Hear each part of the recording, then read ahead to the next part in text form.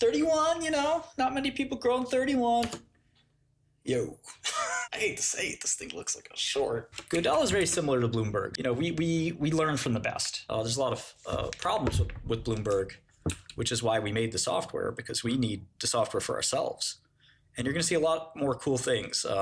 We're working on some other tools that are less commonly used. These are, honestly, the Bloomberg tools are relatively not really doing magic for you, right? I mean, they're helping you get the news. Now, it's very complete, and you can count on it. It's dependable. That's important.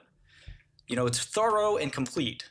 But it's still pretty simple. Nobody's made really advanced software. There are some tools out there. LiveVol is a good example, but it's like very idiosyncratic to one thing. But the amount of tools there are for super professionals, there's some out there. The average person can't use them because they're basically impossible to use. You have to really understand what you're doing. And I think some of the stuff can actually be dumbed down pretty well. So we're working on some cool things. The thing to know is that the days of the fundamental analyst are coming to an end.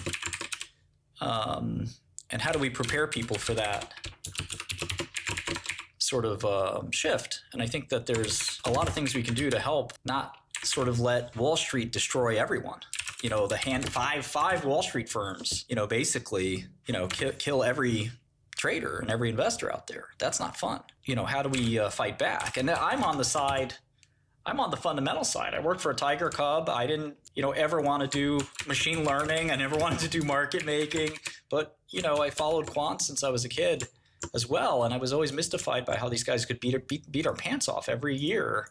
We worked so hard looking at stocks and they would just trounce us. And, I think if you can't beat them, join them.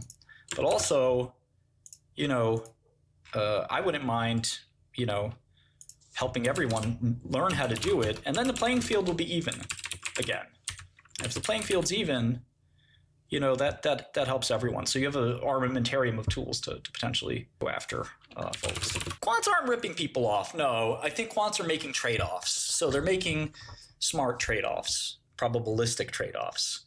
And I'm going to show you exactly how this works. And I'm going to even make you tools that you can link with brokerage APIs to do it yourself. The biggest thing that you have to understand about this is that fundamentally quants really do well. Here's an intraday chart of Pfizer. This is a really good chart for a quant. Basically they're a market maker, so they're sitting on the bid and the ask, and they're willing to offer you merchandise. It's kind of one way to think about it, is inventory and merchandise. Imagine you're a retailer and you're stocking toothpaste. I don't have toothpaste out here, but let's say I have this Afrin, and you got 1,000 of these Afrins, right? Now a retailer only sells, but they do have to buy from their supplier, and they have a fixed bid ask, right? They're buying this thing for $2 and selling to you for $3. Well, the market's sort of like that, and to be a market maker, you have to say, I'm willing to buy at, say, 26.40, and I'm willing to sell at 26.42. Now, what's the problem? Well, if you get hit on both sides at once, I think I went through this the other day. If you get hit on both sides at once, 26.40 times 26.41, you make a cent. It's wonderful. Now, this is a spread that's very tight. You might instead want to do, say, 26.35 and 26.45. Now, the odds are you're going to get hit at the same time on this are pretty low. But let's say you don't need to get hit at it within 1 second. Probability that both of these trades go off in 1 second is not bad. And on 100 shares, you make one single whole dollar. But, on this one, you make $10. Now, $10 doesn't sound too exciting, but it doesn't have to be 100 shares. It could be more, and it could be every stock in the stock market. So if it's an extra, let's make it 1,000 shares. So that's $100. And let's say you're doing this on 1,000 stocks, and you're doing that in 5 minutes, and you have enough money for this right now. I mean, that's 1,000 shares is only $26,000. Now, you may not have enough money to do it in 1,000 stocks, but if you do it in 1,000 stocks, that's $100,000 in 5 minutes, and you could linearize that, and you can see just, let's see, in an hour, it's 12 times that, so it's 1.2 million in an hour, and it's about $10 million in a day if you successfully pull this off. Now, I'm not going to give you any illusion that that's necessarily possible. with this amount of capital, but it is possible. It's just a question of how much capital you need. And you will have losses and things like that. So I did talk about this last week. So in essence, as you sell here in this situation where the stock's rising, you are accumulating a short inventory. You might be short $5,000 by the end of this. Now, you might also hedge. You might say, I'll buy SPYs to offset this or something. And as it goes up, you might say, I'm going to lighten my load on how much I'm willing to sell. Instead of 100 by 100, I might say, I'll buy 1,000, but I'm only willing to sell 100 at this point because I'm so loaded up on short merchandise, short inventory. But look, obviously, if the market comes down, you really kill it because now you cover your short. What quants don't want is charts that sort of look like this. And there's plenty of growth stocks like that, and they're really hard to trade. There's other ways to make money in quants that will offset your losses, but making a market in something that's a straight line up is very tough. You basically will be rolled over and lose money. So if you have more of a chart that's like this is your just money printer. And so you can kind of leverage off of the options market and say, well, what's the implied volatility? The options guys are smart. If there's a lot of vol, maybe it'll be the case where it will be a market like this or somewhat like that. If it's not a lot of vol, maybe it'll look like this. So that's just sort of one clue.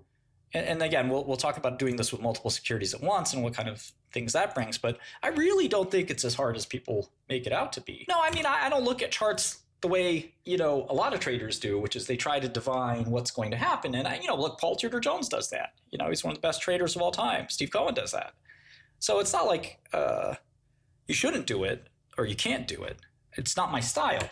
But the quantitative style, I think, is going to make a lot of people a lot of money. It already has made everyone else a lot of money. But I want it to make money for you and me and for smaller hedge funds that don't necessarily, think they can do it. But I think that they're a lot smarter than they think and that they could actually run quant books without too much trouble. I think there's this opinion. I was talking to one guy who actually was Citadel's first investor, so reveals who it is, but some Chicago guys. And I said, do you invest in quant? This 20 years ago. I said, are you in D. Shaw? Are you in this and that? And he said, no. He said, I think that space is an oligopoly. It's not understandable to me. The guys that do it well seem to do it well, and they don't tell us how, and that's it. And I think he was wrong, and he missed, if he kept that opinion, I don't know if he did or didn't, but if he kept that opinion, that was the wrong opinion. That opinion became, there became a lot more firms that did that well. So it wasn't Frank. Frank was basically Ken's partner. I put Frank on the inside of Citadel. I'm talking about the first sort of outside investor. Again, you'll figure it out. The general idea of some of these algorithms is simple to understand. Implementing them is not simple. Implementing them really, really well is not simple either. But some of that should probably be best standards or like something you can rely on a third party to do. Because ultimately it's plumbing. Now, choosing which stocks you want to run what algorithms on, that's also a decision you sort of have to make. But I do think you can compete with some of the other quants. A lot of these algorithms are fairly similar. So in any event, that's kind of what I want to get at. Again, the story gets deeper and more complicated. The best managements, you basically just have to look them in the eye. So my first big billionaire investor, I asked him how he did what he did. And he basically, with a Texas drawl, said, I look them in the eye. And if I like them, I buy. And if I don't like them, I sell. I thought it was the most profound I'd ever heard. And, it's true, though. It really is true. He wasn't an oil and gas guy, ironically. He became an oil and gas guy later. Actually, I think he kind of got washed on oil and gas in the shale boom. But in any event, that's not the point. The point is, he's right. That is sort of how you have to deal and assess management, because management's all you got at the end of the day for a lot of these companies. Not for every company.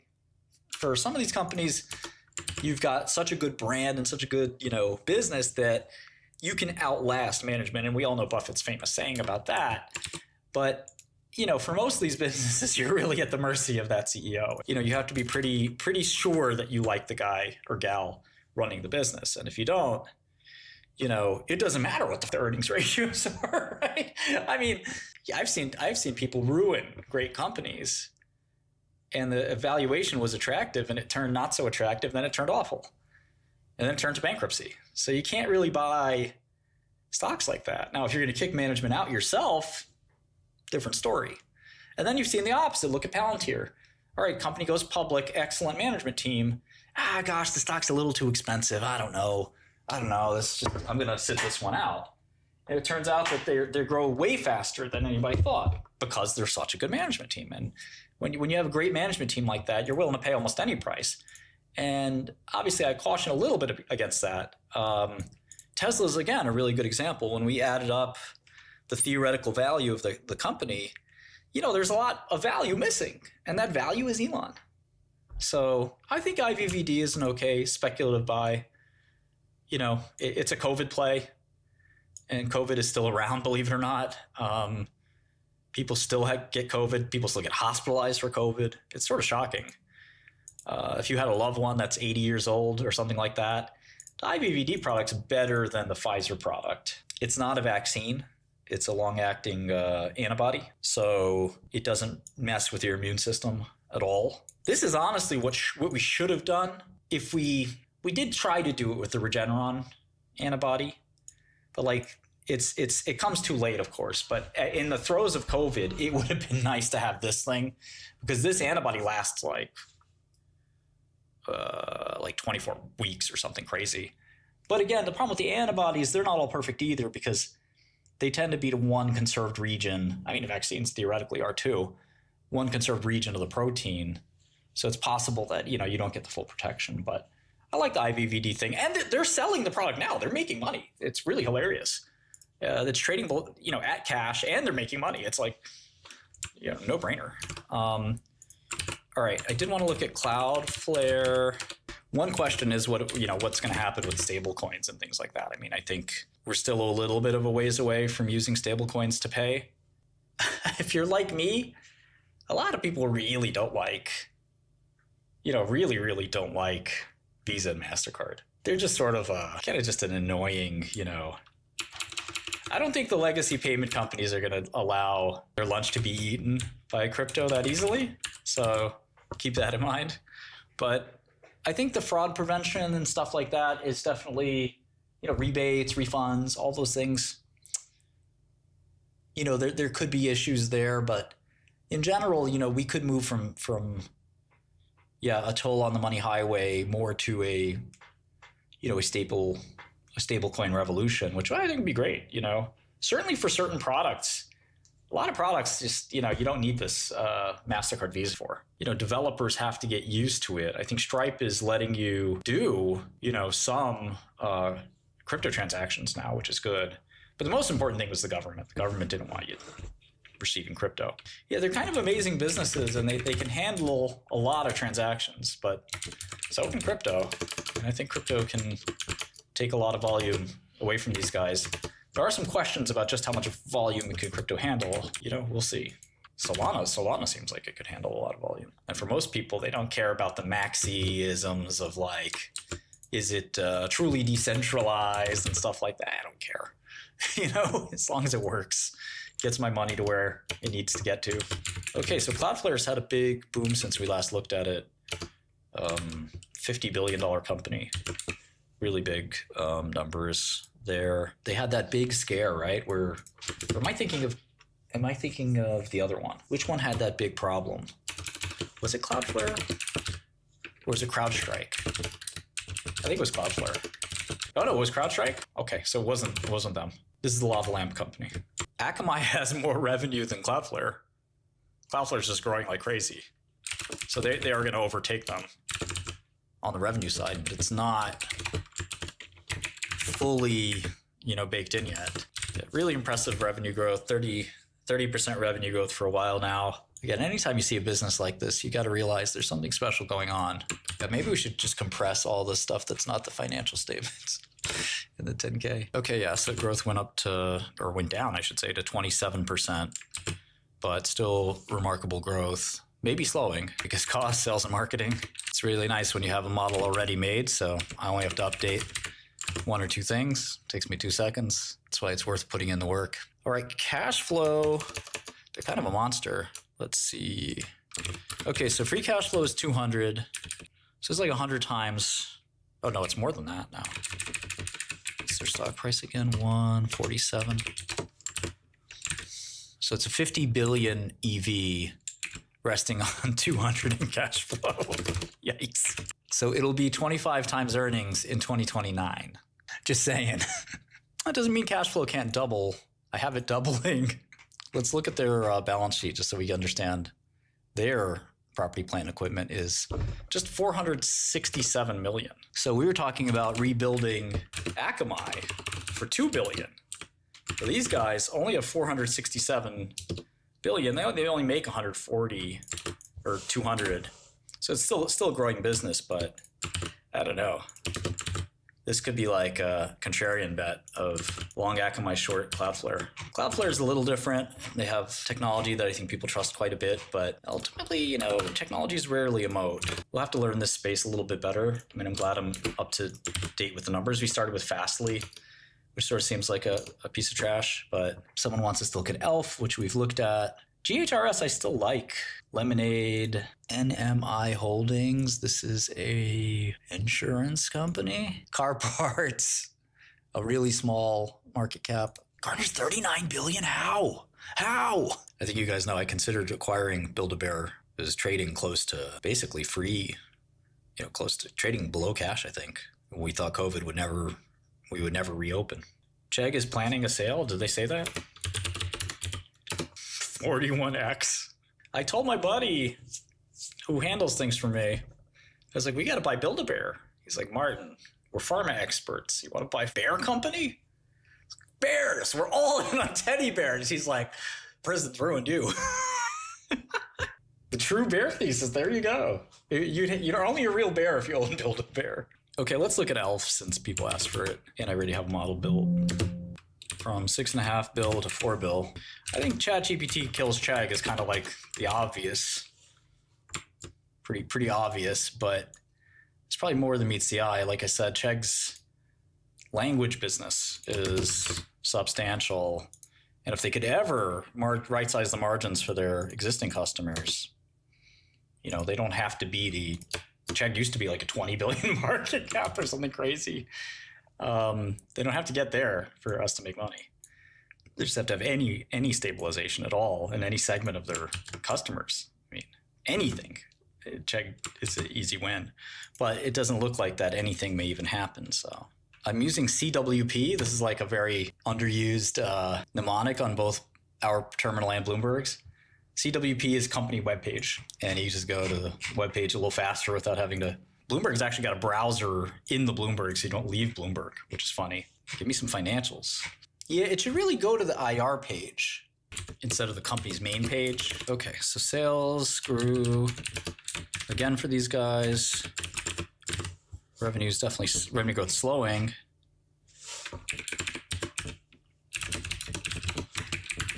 And these guys are mostly a retailer, if I remember correctly, right? Or are they mostly a product? I'm thinking, you know what I'm thinking of is the other beauty guy that we looked at, Ulta. Ulta's the retailer. These guys are product. So Ulta sells their stuff. Yeah, so the number crunching part of this is a lot faster given we already built this model way back when. And again, having a nice collection of models is, especially for the industry you care about. Now notice that ELF has almost no property, plant, and equipment. They almost certainly outsource whoever makes their makeup for them. I mean, you might have 20 million property, plant, equipment just in headquarters equipment alone, like computers and stuff. So I don't think they make their own makeup. Almost no property, plant, and equipment. That's an asset-light company. A lot of software companies are like this, a lot of drug companies. If you don't have to manufacture anything, there's no capital, and so many more businesses are like this. Now, you're just renting somebody else's capital for a fee. So you're making trade-offs that may or not make sense. You could argue there's less of a moat when you outsource your product. Not always, but it depends on other things, your brand name, your ecosystem. I mean, makeup's makeup, I think the brand is, I trust e.l.f. If I'm going to wear it every day, I trust it as a woman, for example. And my girlfriends tell me it's really good and this and that, so that's the kind of thing that does matter a lot, and it's cheaper. Yeah, I was waiting for somebody to make the joke. I brought it on myself. Yeah, so they're the ripoff brand. They just steal ideas and go to town. Not much cash flow here. Yeah, I don't know beauty well. I've always wanted to, just because it's sort of tangential to pharma in the sense that, there were actually a lot of cosmetics companies that had pharma divisions, and vice versa. I mean, they're sort of fine chemicals if you think about it. One thing I like to do is look at gross margin in a company like this and say, okay, they have 900 million in gross margins. It's trading at like 7 times gross margin, and it's growing. But obviously they do a lot of sales and marketing, so it may even be safe to look at. Things get a little ugly when you look at EBITDA here. It's just expensive. I mean, I don't know why their cash flow would be declining all of a sudden. It's like really bizarre. They lowered guidance. That's sort of a bearish for the economy too.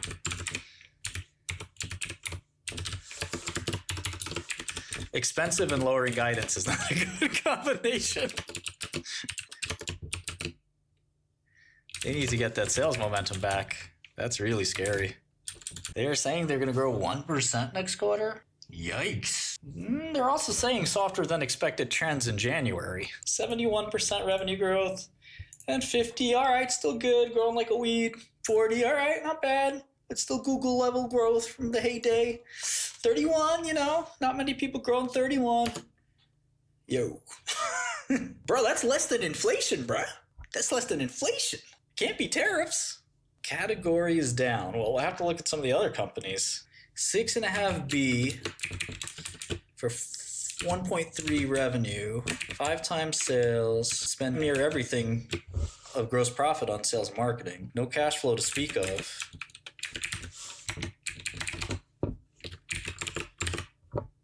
Yeah, makeup should be recession-proof. Lots of dudes in here use their products. Little eyeshadow. Didn't Canadians do that? I've met some Canadian executives. And I'm like, this dude wearing eyeshadow. Emo, very emo. I don't know. That's too emo even for me.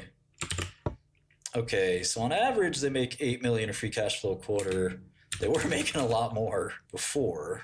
I'm assuming they'll have some kind of monster quarter, at least on free cash flow next quarter, but I hate to say it, this thing looks like a short. But again, I don't know beauty. Like, that Q1 could be, oh, thank you. I mean, it's still a little expensive. So it's actually 3 times sales. I mean, assume they can cut promotional costs. They have some interest expense that they're not going to have long run. So we'll look at it from an EBITDA perspective. It's a little better. Sort of coping here. This is the cope stage. Yeah, even in the best possible light, I don't see it. Let me see.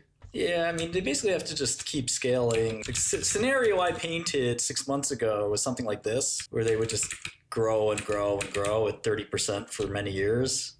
Even a couple years. Doesn't look like it's in the cards. What's RTO? Oh yeah, I guess if RTO happens, maybe, I think we have to look at the rest of the beauty ecosystem and just see what's kind of happened. It's like they were obviously outpacing everyone, but that outpacing can only last so long. And they sort of hit a wall there. I think it's almost all US, right? Once again, whose management do we like them? I know even less about beauty than I do about CDNs. At least I kind of know what a CDN is. I use those products, even if vaguely. Learning the beauty industry is something I do want to do. It is going to be painful and difficult. I want to look at the other publicly traded companies and get a sense. We've got to listen to their conference calls, see what's going on. But yeah, it's hard for me, unless they're going to have some real big trend reversal on revenue. That's an awful number, man. I mean, that's just like disgusting. I feel bad for these companies when I see that. I want to cry. That's like a thug feels your pain, you know what I mean? I know what you've been through. lost a homie. I see a revenue declining like that. Then I go short it. Okay, I mean, look, I think, that's kind of why I have a portfolio, is to play around with some of these stocks and just kind of see if I'm right or wrong at the end. And it forces me to kind of like look at them when I don't want to. The most comfortable thing for me is to stick to pharma. I know that space really well. Super easy to just say, no, I can't look at that. It's not pharma. But, it's not that different from pharma. So international tends to not bring too much growth back. I mean, it's no good if the US is stagnant. I mean, they spend a lot of money on sales and marketing, and I'm not sure they're getting a return there. So at least you can kind of like normalize sales and marketing. What would you pay for this company? That's the bullish way to look at it. You don't want that, though. I mean, you want growth. But kind of the bullish way to look at it is, if you had normal, like steady state, it's just hard to know how much sales and marketing is really normal. But like, you have a lot of gross profit to play with. I mean, you're sort of trading at 4 times gross profit, which, you're not going to get that in cash flow, but you got to do some sales and marketing. But I'm sure they do heavy sales and marketing, but it's some of that's G&A and wasteful infrastructure stuff. So they could be, a takeover. So I don't know if you add back. Still not exciting if it doesn't grow again. It could be private equity would do better with it than. But again, without really digging into it and talking to management and stuff like that, I'm not sure I can. Elf's price sensitive, much cheaper, but they stopped growing. There's only so much makeup those people want, I guess.